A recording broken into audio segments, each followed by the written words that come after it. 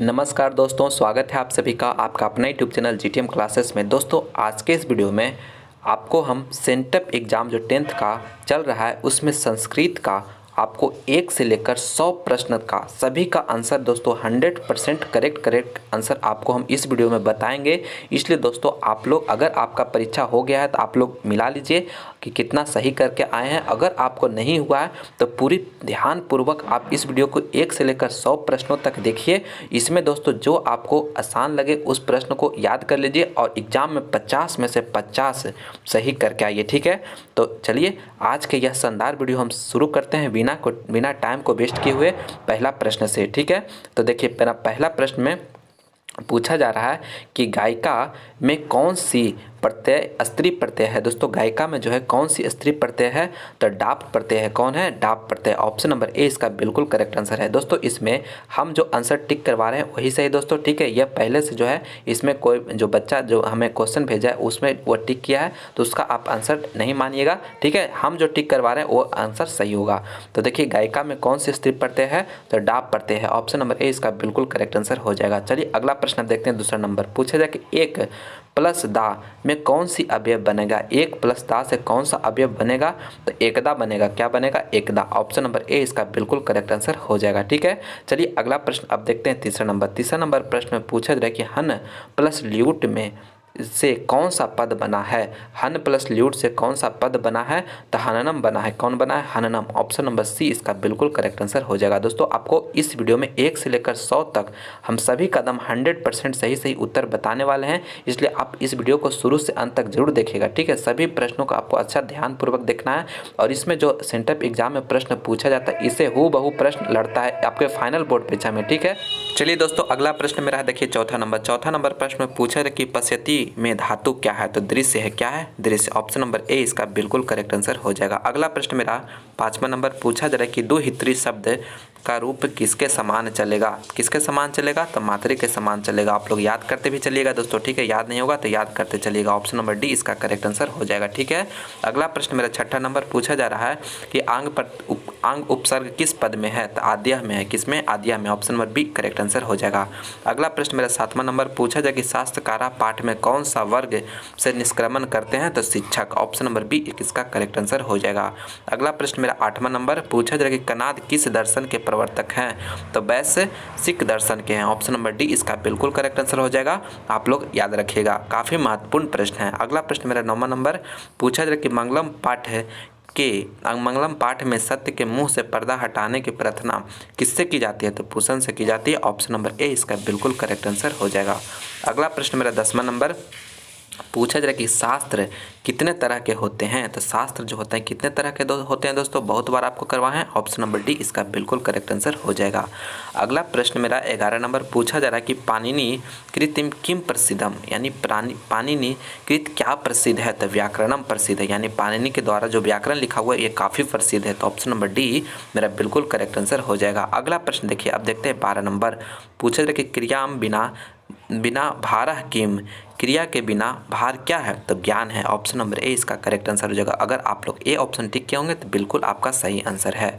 अगला प्रश्न मेरा 13 नंबर पूछा है कि कह वैरम प्रवैद्यति, कौन बैर को बढ़ाता है, तो कौन जो है बैर को बढ़ाता है, तो स्वार्थ जो है बैर को बढ़ाता है। ऑप्शन नंबर बी मेरा बिल्कुल करेक्ट आंसर हो जाएगा। अगला प्रश्न मेरा 14 नंबर पूछा जा रहा है कि क्रमवाच्य के क्रम में कौन सी विभक्ति होती है। क्रमवाच्य के यानी कि क्रम में कौन सी विभक्ति होती है, तो प्रथमा होती है। ऑप्शन नंबर सी इसका बिल्कुल करेक्ट आंसर हो जाएगा। अगला प्रश्न मेरा 15 नंबर पूछा जाएगा कि कंठाभरणम का विग्रह क्या होता है। कंठाभरणम का विग्रह क्या होता है, तो आप लोग देखिए ऑप्शन नंबर ए इसका कंठे आभरणम जो है ए ऑप्शन इसका बिल्कुल करेक्ट आंसर हो जाएगा। अगला प्रश्न मेरा 16 नंबर पूछा जाए कि साधकतम करणम किस कारक का विभक्ति विधायक सूत्र है, तो किस कारक का विधायक सूत्र है ये दोस्तों, तो आप लोग यानी ए ऑप्शन करण जो है यानी कि साधकतम करणम किस कारक का विधायक सूत्र है, तो करण का है। ऑप्शन नंबर ए मेरा बिल्कुल करेक्ट आंसर हो जाएगा। अगला प्रश्न मेरा 17 नंबर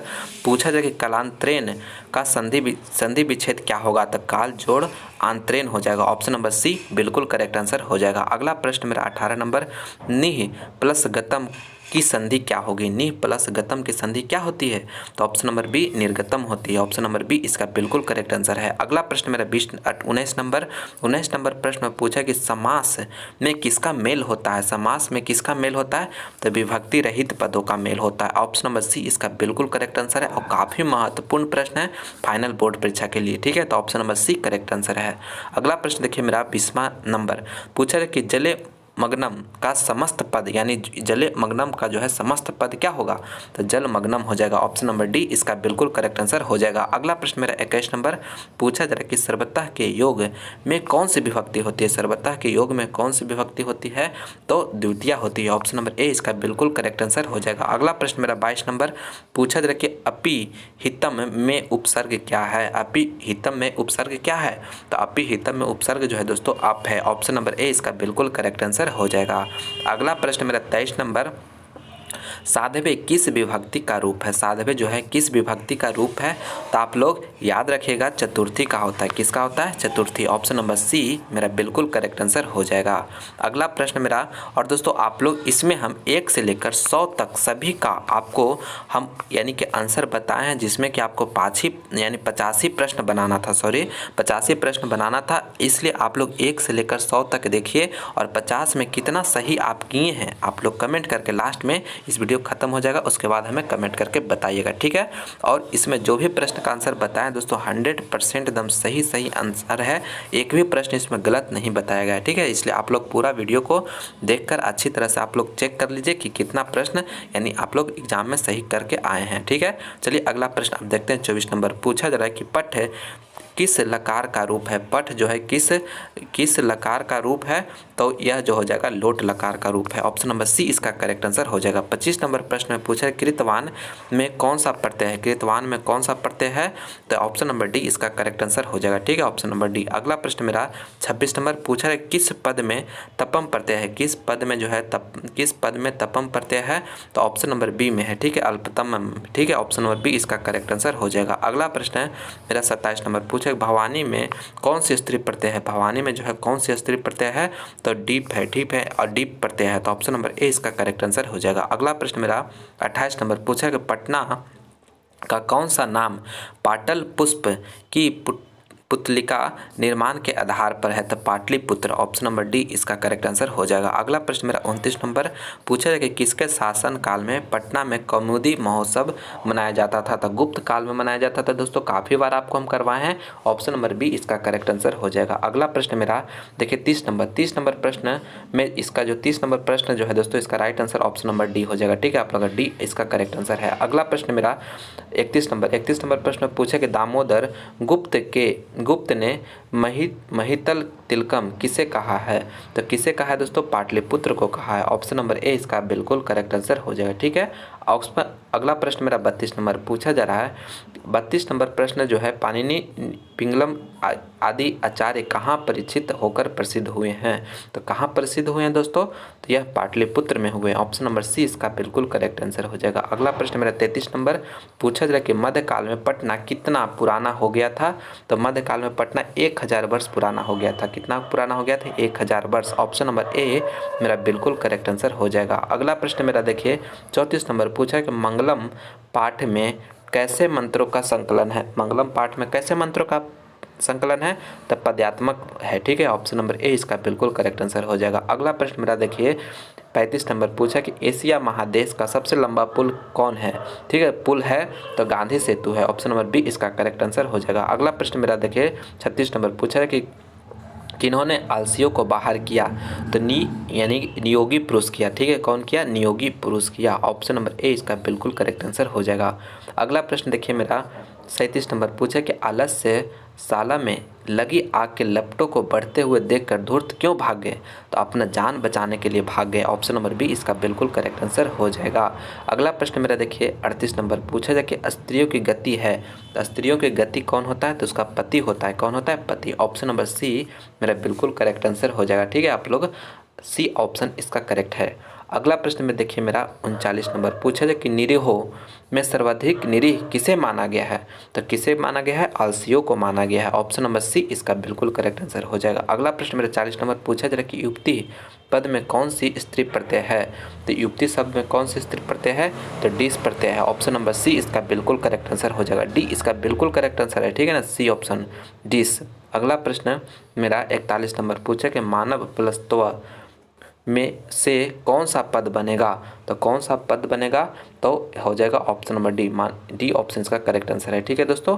अगला प्रश्न देखिए मेरा 42 नंबर पूछा जाए कि कौन सा पद मतुप प्रत्यय से बना है। मतुप प्रत्यय से कौन सा शब्द बना है, तो आपको शक्तिमान बना है। ऑप्शन नंबर ए इसका बिल्कुल करेक्ट आंसर हो जाएगा।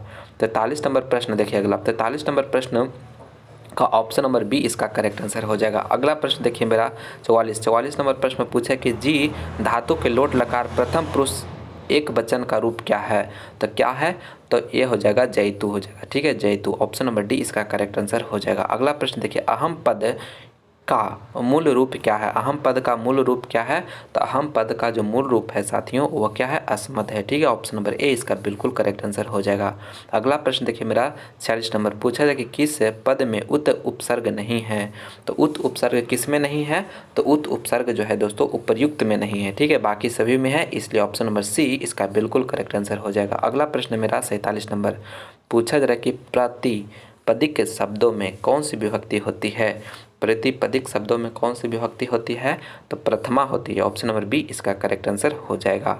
अगला प्रश्न मेरा 48 नंबर प्रश्न का जो है राइट आंसर क्या हो जाएगा, ए हो जाएगा, ठीक है, ऑप्शन नंबर ए इसका करेक्ट आंसर हो जाएगा। अगला प्रश्न मेरा 49 नंबर प्रश्न में पूछा है कि द्विकर्मक धातुओं के प्रयोग में गौण कर्म से कौन सी विभक्ति होती है। तो कौन सी विभक्ति होती है, तो द्वितीय होती है। ऑप्शन नंबर ए इसका करेक्ट आंसर हो जाएगा। अगला प्रश्न में देखिए 50 नंबर। और दोस्तों 50 नंबर प्रश्न करने से पहले दोस्तों अगर आप अभी तक हमारे इस वीडियो को लाइक नहीं किए दोस्तों, तो प्लीज़ आप इस वीडियो को लाइक जरूर करिए, अपने दोस्तों में इस वीडियो को ज़्यादा से ज़्यादा शेयर करिए ताकि वो भी अपना आंसर मिला सकें। और अभी तक हमारे इस यूट्यूब चैनल जीटीएम क्लासेस को सब्सक्राइब नहीं किए जीटीएम क्लासेस चैनल को, तो प्लीज़ चैनल को सब्सक्राइब जरूर से जरूर कर लीजिएगा, ठीक है, क्योंकि आगे हम और भी अच्छे आपको फाइनल बोर्ड परीक्षा की तैयारी के लिए अच्छे वीडियो लाने वाले हैं, जिसकर आप वीडियो को देखकर आप अपने बोर्ड एग्जाम में ज़्यादा से ज़्यादा मार्क्स प्राप्त कर सकते हैं, ठीक है, इसलिए चैनल को सब्सक्राइब जरूर से जरूर कर लीजिएगा। चलिए अगला प्रश्न अब देखते हैं 50 नंबर प्रश्न देखिए दोस्तों, घोटका तीव्र धावती वाक्य तीव्रतम पद में द्वितीय विभक्ति किस सूत्र से है। तो किस सूत्र से है पूछा जा रहा है, तो क्रिया विशेषण द्वितीय से है। ऑप्शन नंबर डी इसका बिल्कुल करेक्ट आंसर हो जाए। चलिए दोस्तों अगला प्रश्न देखिए 51 नंबर प्रश्न में पूछा जा रहा है कि चार्थे द्वंद्व सूत्र का उदाहरण है।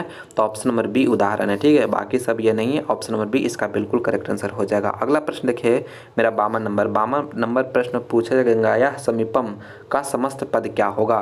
तो गंगा तीरम हो जाएगा, ठीक है, ऑप्शन नंबर बी इसका बिल्कुल करेक्ट आंसर हो जाएगा, गंगा तीरम, ठीक है, ऑप्शन नंबर बी करेक्ट है। अगला प्रश्न मेरा 53 नंबर पूछा है किस पद में व्यंजन संधि है। तो दिगंबरह में है, दिगंबरह में, ऑप्शन नंबर सी मेरा बिल्कुल करेक्ट आंसर हो जाएगा। अगला प्रश्न मेरा 54 नंबर पूछा कि नैनम में कौन सी संधि है। नैनम में कौन सी संधि है, तो स्वर संधि है। दोस्तों आपको काफ़ी बार करवा चुके हैं, ऑप्शन नंबर ए इसका बिल्कुल करेक्ट आंसर हो जाएगा। अगला प्रश्न मेरा देखिए 55 नंबर पूछा जाए कि सदैव में किन किन वर्णों की संधि हुई है। तो सदैव जो है शब्द में सदैव जो है दोस्तों इसमें किन किन संधि यानी वर्णों का संधि हुई है, तो आप लोग आ और ए है, ठीक है, और आ और ए का वर्णों का संधि हुई, तो ऑप्शन नंबर सी इसका करेक्ट आंसर हो जाएगा। अगला प्रश्न मेरा 56 नंबर पूछे कि आज दुनिया के अनेक राज्यों में परस्पर क्या चल रहा है। तो आज जो है अनेक राज्यों में क्या चल रहा है, तो शीत युद्ध चल रहा है, ऑप्शन नंबर बी इसका करेक्ट आंसर हो जाएगा। अगला प्रश्न मेरा 57 नंबर पूछा है कि विश्व विध्वंसक अस्त्रों से किसका भय है। तो विश्व विध्वंसक अस्त्रों से जो है किसका भय है, तो मानवता का नाश हो जाए, नाश, ठीक है ना, इसी का भय है, मानवता का नाश का, ठीक है, मानवता का नाश होना का भय है दोस्तों, ऑप्शन नंबर सी इसका बिल्कुल करेक्ट आंसर हो जाएगा। चलिए दोस्तों अगला प्रश्न हम देखते हैं 58 नंबर प्रश्न में पूछा जाए कि कर्ण शक्र को छठी बार क्या देना चाहा। तो ऑप्शन नंबर बी यानी कि अग्नि स्टोम्प का फल देना चाहा, ऑप्शन नंबर बी इसका बिल्कुल करेक्ट आंसर हो जाएगा। अगला प्रश्न में देखिए मेरा 59 नंबर पूछा जा रहा है कि कर्ण से दानवीरता पाठ में भवनम किम गस्ती किसका कथन है। तो यह किसका कथन था, तो आप लोग अगर पाठ पढ़े होंगे दोस्तों ये चैप्टर तो आपको जरूर याद होगा। ऑप्शन नंबर ए कर्ण पाठ का यानी कर्ण कहा था, ठीक है, कर्ण का कथन था, तो ऑप्शन नंबर ए इसका बिल्कुल करेक्ट आंसर हो जाएगा। अगला प्रश्न देखिए मेरा 60 नंबर पूछा जा रहा है कि शिक्षा क्षयम गच्छति, रिक्त स्थान में उचित यानी पद भरना है, ठीक है। तो यह इसमें उचित जो पद होगा दोस्तों वह क्या हो जाएगा, ऑप्शन नंबर बी हो जाएगा। ऑप्शन नंबर बी इसका बिल्कुल करेक्ट आंसर हो जाएगा, काल प्रयत्यात। अगला प्रश्न देखिए मेरा 61 नंबर पूछा है किसने कर्ण से उसका कवच और कुंडल छल पूर्वक दान में ले लिया, तो किसने ले लिया था, तो शक्र ने ले लिया था। ऑप्शन नंबर सी इसका बिल्कुल करेक्ट आंसर हो जाएगा। अगला प्रश्न देखिए मेरा 62 नंबर पूछा जा रहा है कि व्याघ्र पथिक कथा में किसका दुष्परिणाम वर्णित है, तो किसका है, तो लोभ का है। किसका है, लोभ का वर्णित है। व्याघ्र पथिक कथा में जो है किसका दुष्परिणाम का वर्णन किया गया है, तो लोभ का किया गया है। आप लोग डी ऑप्शन का बिल्कुल करेक्ट आंसर हो जाएगा। अगला प्रश्न देखिए मेरा 63 नंबर पूछा जा रहा है कि व्याघ्र पथक कथा का बाघ पथिक कहाँ को मिला था, यानी बाघ जो था पथिक को कहाँ मिला था, तो तालाब के किनारे मिला था दोस्तों। ऑप्शन नंबर ए इसका बिल्कुल करेक्ट आंसर हो जाएगा। आप लोग ए ऑप्शन अगर मारे हैं तो बिल्कुल सही आंसर है आपका। अगला प्रश्न मेरा 64 नंबर प्रश्न में पूछा है कि अनिष्ट के माध्यम से प्राप्त इष्ट को का फल कैसा होता है, तो अशुभ होता है। कैसा होता है, अशुभ होता है। Option number B correct answer है, ठीक है। चलिए अगला प्रश्न अब देखते हैं 65 नंबर प्रश्न का जो राइट आंसर होगा दोस्तों वह क्या हो जाएगा, 65 नंबर का ऑप्शन नंबर सी पथिक का, ठीक है। 65 नंबर का राइट आंसर सी ऑप्शन इसका बिल्कुल करेक्ट आंसर है। अगला प्रश्न मेरा 66 नंबर प्रश्न में पूछा जा रहा है कि मंदाकिनी वर्णम पाठ में विचित्र तुलना किसका विशेषण है, तो यह किसका विशेषण है, तो मंदाकिनी नदी का विशेषण है। ऑप्शन नंबर डी इसका बिल्कुल करेक्ट आंसर हो जाएगा। अगला प्रश्न देखिए मेरा 67 नंबर प्रश्न में पूछा जा रहा है कि मंदाकिनी वर्णम पाठ कहाँ से ली गई है, तो कहाँ से ली गई है, तो रघुवंशम से ली गई है। ऑप्शन नंबर सी इसका बिल्कुल करेक्ट आंसर हो जाएगा। अगला प्रश्न मेरा 68 नंबर पूछा जा रहा है कि किस काल में अनेक कुरीतियाँ भारत समाज में दूषित कर रही थी, तो किस काल में कर रही थी, तो आप लोग ऑप्शन नंबर बी इसका मध्यकाल में कर रही थी, ठीक है, यानी कि मध्यकाल में अनेक कुरीतियाँ भारतीय समाज को दूषित कर रही थी। तो ऑप्शन नंबर बी इसका बिल्कुल करेक्ट आंसर हो जाएगा, ठीक है दोस्तों, बी ऑप्शन इसका बिल्कुल करेक्ट आंसर हो जाएगा। चलिए दोस्तों अब अगला प्रश्न देखते हैं 69 नंबर प्रश्न में देखिए कहा जा रहा है कि किस शिक्षा से मूल शंकर का अध्ययन आरंभ हुआ, यानी आपको बताना है दोस्तों कि जो मूल शंकर थे उनका जो शिक्षा था वह यानी कि किस भाषा से आरंभ हुआ था, यानी कि आरंभ किए थे अपना अध्ययन, तो दोस्तों वह संस्कृत शिक्षा से आरंभ किए थे, ठीक है। ऑप्शन नंबर इसका ए ऑप्शन इसका बिल्कुल करेक्ट आंसर हो जाएगा। अगला प्रश्न अब देखते हैं 70 नंबर प्रश्न में पूछा जा रहा है कि दयानंद सरस्वती ने वेद भाष्य की रचना किस भाषा में की, तो हिंदी और संस्कृत हिंदी में की। ऑप्शन नंबर बी इसका करेक्ट आंसर हो जाएगा, ठीक है। अगला प्रश्न 71 नंबर प्रश्न में पूछा जा रहा है कि स्वामी दयानंद ने आर्य समाज की स्थापना कहाँ की, तो कहाँ किए थे दोस्तों, बम्बई नगर में किए थे। ऑप्शन नंबर सी यहाँ पे करेक्ट आंसर हो जाएगा। अगला प्रश्न में रहा है 72 नंबर में पूछा जा रहा है कि सुरह का स्त्रीलिंग रूप क्या होगा, तो ऑप्शन नंबर ए इसका करेक्ट आंसर हो जाएगा। आप लोग अगर ए ऑप्शन टिक किए तो इसका मतलब आपका आंसर बिल्कुल सही है। अगला प्रश्न 73 नंबर प्रश्न में पूछा जा रहा है कि सर्वतः में कौन सा प्रत्यय है, आपको बताना है, यानी इस प्रश्न में पूछा जा रहा है कि सर्वतः में कौन सा प्रत्यय है, तो तल प्रत्यय है। ऑप्शन नंबर सी इसका बिल्कुल करेक्ट आंसर हो जाएगा। अगला प्रश्न आप देखते हैं 74 नंबर प्रश्न में थोड़ा सा प्रश्न कट गया दोस्तों, तो इसका आंसर जो हो जाएगा 74 नंबर का ऑप्शन नंबर ए गच्छन है, ठीक है। ऑप्शन नंबर ए अगर आप माने हैं तो बिल्कुल सही आंसर है। अगला प्रश्न मेरा 75 नंबर पूछा जा रहा है कि पिता किस शब्द का रूप है, पिता जो है किस शब्द का रूप है, तो पितरी का है। ऑप्शन नंबर बी यहाँ पे बिल्कुल करेक्ट आंसर हो जाएगा दोस्तों।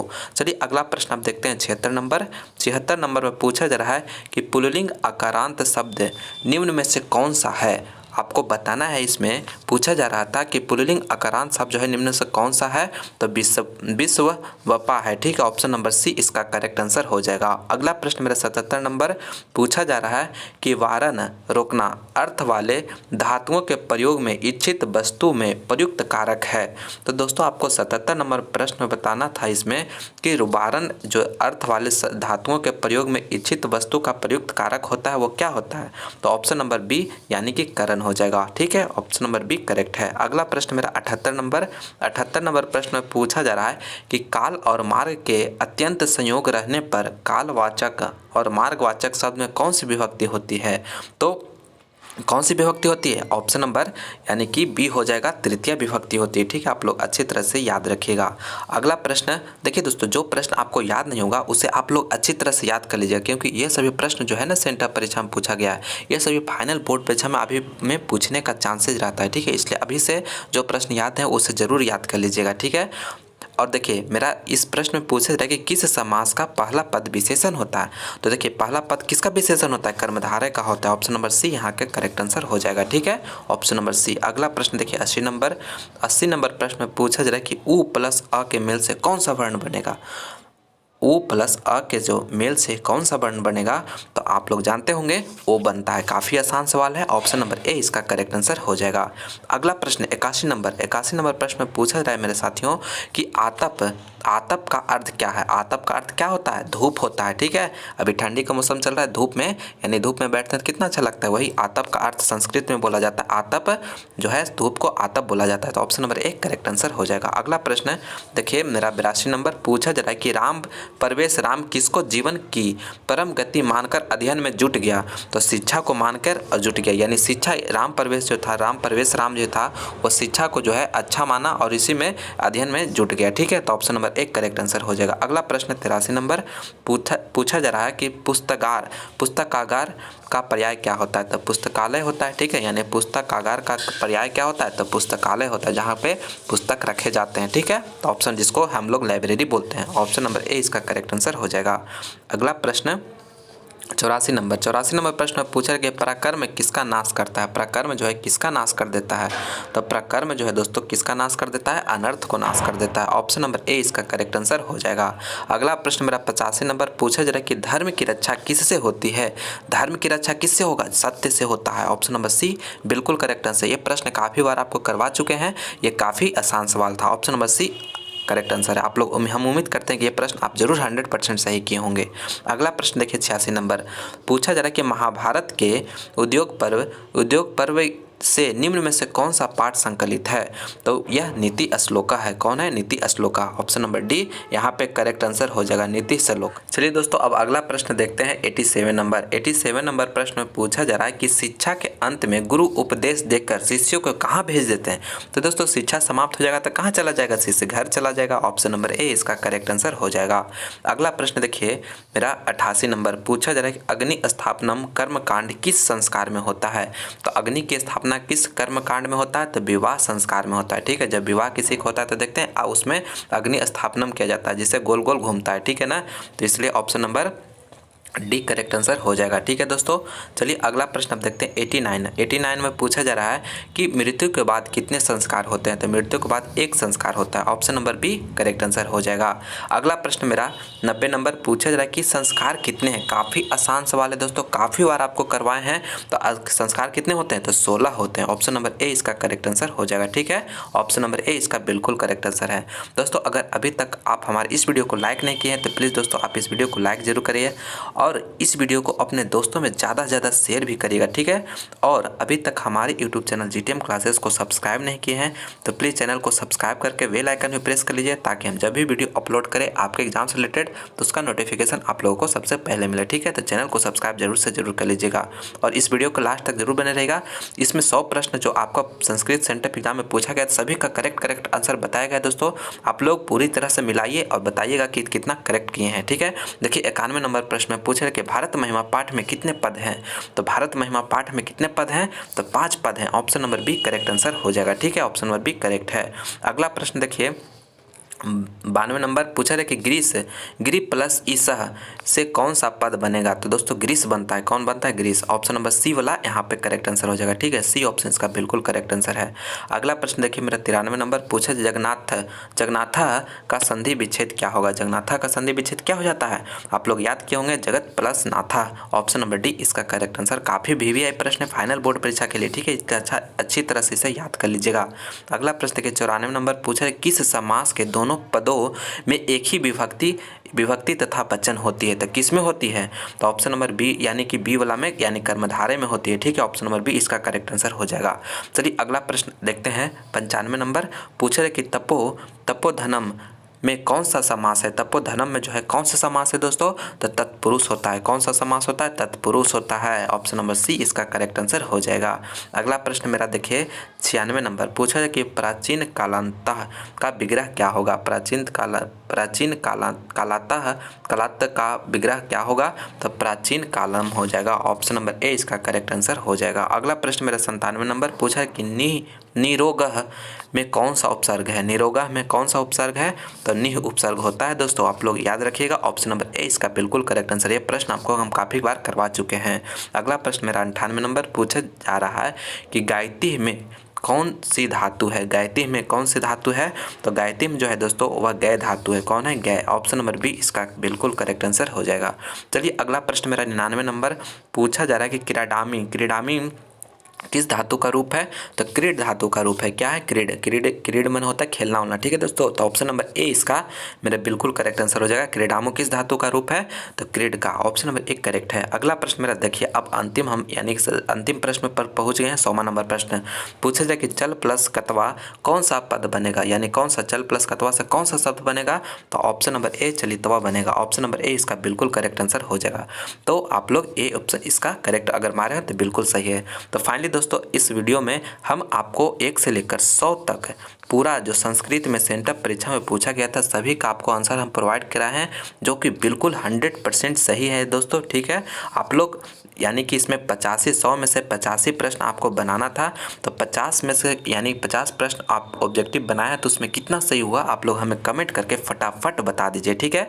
और दोस्तों इस वीडियो को अभी तक लाइक नहीं किए तो प्लीज़ आप इस वीडियो को लाइक ज़रूर करिए, अपने दोस्तों में इस वीडियो को ज़्यादा से ज़्यादा शेयर करिए, और अभी तक हमारे इस यूट्यूब चैनल GTM क्लासेस को सब्सक्राइब नहीं किए हैं तो प्लीज़ चैनल को सब्सक्राइब भी जरूर से जरूर कर लीजिएगा, ठीक है।